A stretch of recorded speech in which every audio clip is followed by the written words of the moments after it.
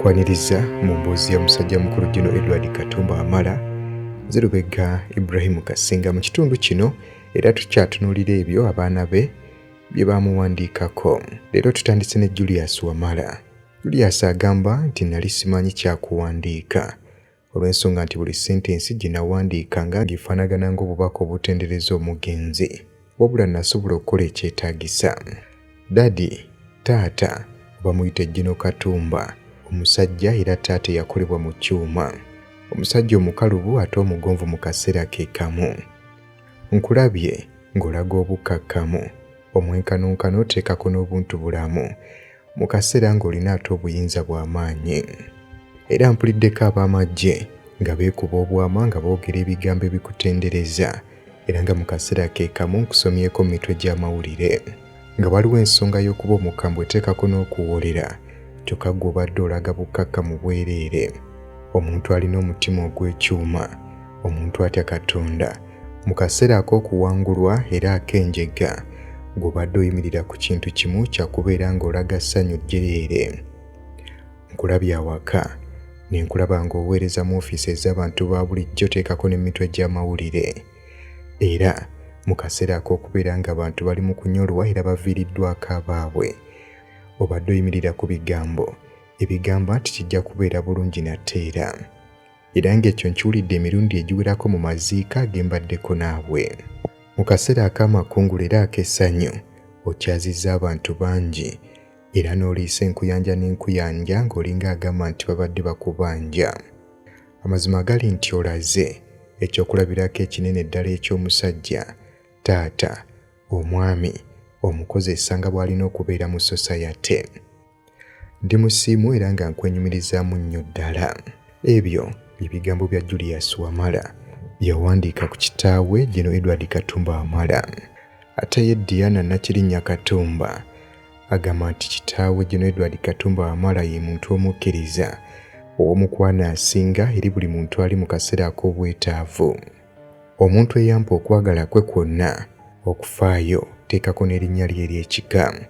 Taata wange alina akaseko akasuufu, endabika ekyasinze okubeera ennungi eri omuntu alina omutima omulungi ddala gwe nali nsisinkanye. Musajja wa kitema mu bunene teekako n'obuwanvu, era ng'alina omutima ogutalinaalina ogwagaliza. Musajja musomesa ow'obuntu, ate ng'era mubuulizi ow'obukkakkamu. Munnamagye obulangira mu kiseera kye kimu ayagala nnyo okulima n'okulunda.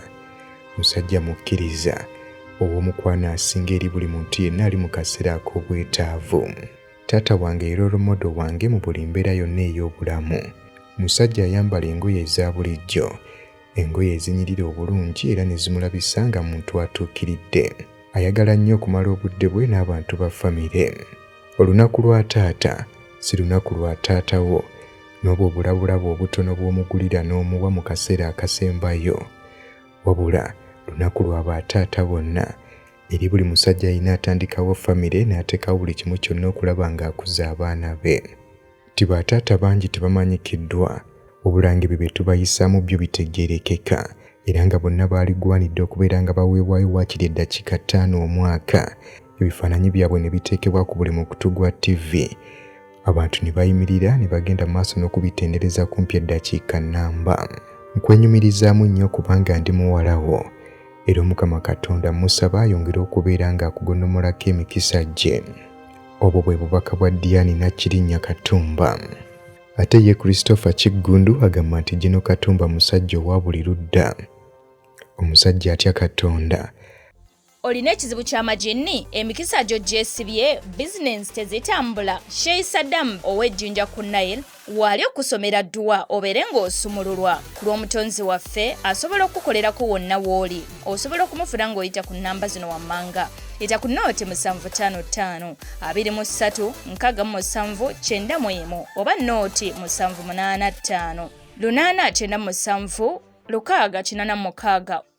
Weewale okulumwa ensiri nga tonnaba kwebaka mu katimbako ng'okozesa Ropa Free Mosquito Oil Repellent. Ojja kumusanga mu pharmacies nga Friaka ewandegeya, Spring ne Kamkeya ku Wilson Road ne Mega Supermarkets opposite Old Tax Park ne Garden City. Okumanya ebisingawo ita ku noti 772 421 235 ne noti 7 noti 2 421 235 oba ku www.ropafree.com. Aba Divine Joy Stores Limited bakutuusaako kawoomera organic sugarcane jaggery, sukaali w'obutonde akoleddwa okuva mu bikajjo nga tatabuddwamu kintu kirala kyonna. Ono ngajjudde akawoona ebirungo ebiyamba omuto, omukulu, omulwadde ssaako n'omulamu atangira endwadde, ate nga asobola okukozesebwa omulwadde ayita mu mbeera ya sugar craving oba okuyoya ekiwoomereze mu bipimo ebitonotono. Ono musange mu supermarket zonna okwetooloola Uganda ssaako ne ku Jumia. Okumanya ebisingawo oba gwe yandyetaaze okusuubula kuba ku ssimu zaffe oba sindika obubaka ku WhatsApp noti 7 821 noti 39 oba noti 782 389 noti 68.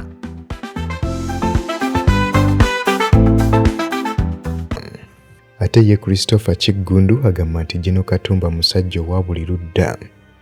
Omusajja atya Katonda, atagulirirwa, ate yeewaayo okubeera ng'akola ekyo ky'abeera ayagadde okukola.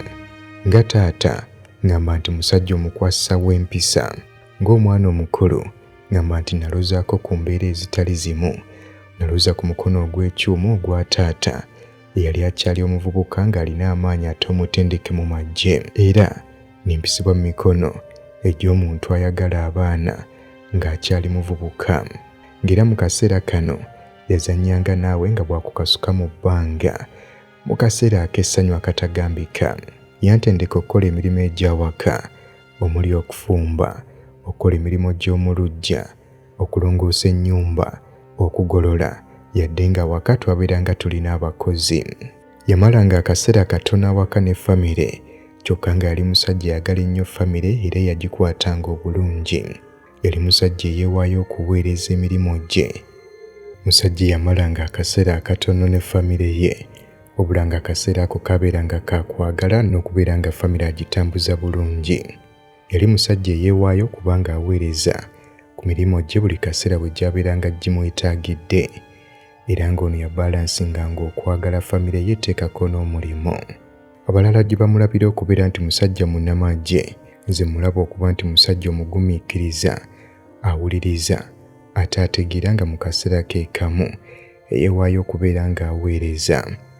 Musajja agenda maaso n'okukyamula abantu, okubazzaamu essuubi, ate omukulembeze avaamu ebibala.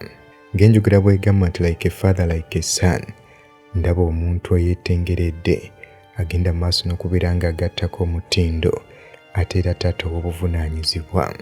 Ng'enjogera bw'eri nti like a father like a son, neerabira ddala nga nange ndi taata eyeetengeredde agenda maaso n'okugattako omutindo, ate era ow'obuvunaanyizibwa.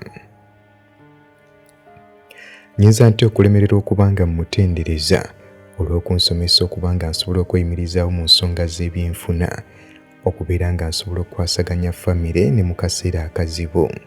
Era ng'enneeyisa y'omusajja yeyo abantu gye bamulabamu, gye bamutwalamu ate era gye boogera, so si ekyo ye kye yeeraba. Ebyo bye bigambo bya Christopher Kiggundu, mutabani wa John Edward Katumba Wamala.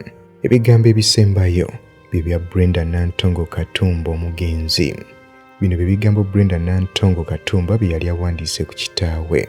Yategeeza nti simanyi lwaki, wabula kyambeeredde kizibu okubeera nga mpandiika akantu akatono ku musajja gw'empita kitange. Naye ebyo nga biri awo, taata wange y'omu ku bantu mu nsi eno be nsinga okwagala. So olw'ebyo byasobodde okutuukako nga ye, wabula olw'ekyo kyali nga ye omuntu. Waliwo ebintu bingi nnyo ebinsikiriza ku ye, omuli obuvumu bwe, okulemerako, amazima, obuntu bulamu, okwagala eri famire ye, teekako n'abantu bonna okutwaliza awamu, ebimu ku bigenda maaso n'okubeera nga binkumira mu kkubo eddungi. Taata okoze omulimu gw'amaanyi, era nga buli kaseera konna nja kubeera nga nkwenyumirizaamu, era nga akaseera konna ojja kubeera kyakulabirako ky'amaanyi gye ndi. okwenyumirizaamu ebitagambika era nga mazima gali nti oli muzira mu bulamu bwange era ng'okwagala kwo kwa mulundi gwakubiri mu bulamu bwange ng'okwa Katonda kwe kusooka. Nkwagala nnyo taata. Ebyo bye bigambo Brenda Nantongo Katumba omugenzi byawandiika ku kitaawe.